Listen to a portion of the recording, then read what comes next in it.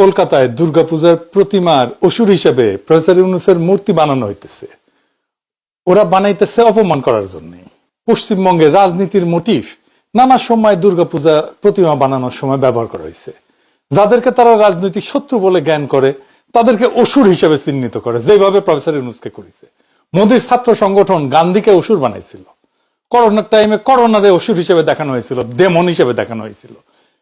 গার্ডিয়ানে news হয়েছিল এটা নিয়ে। আবার রাজনীতিতে যাদের হিরো হিসেবে দেখাতে চায় তাদেরকে দুর্গা বা দুর্গার বাহন হিসেবে দেখানো হয়।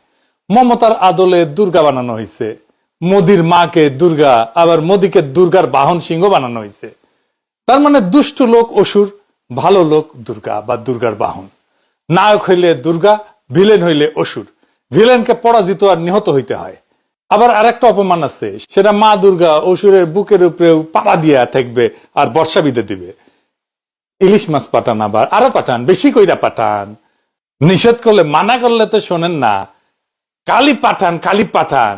আমরা কিছু বললে তো বলবেন যে বলছে, আমাদের কোনো কথা শুনেন না। আর একবারে অপমান কান্দে করে নিয়ে আসেন।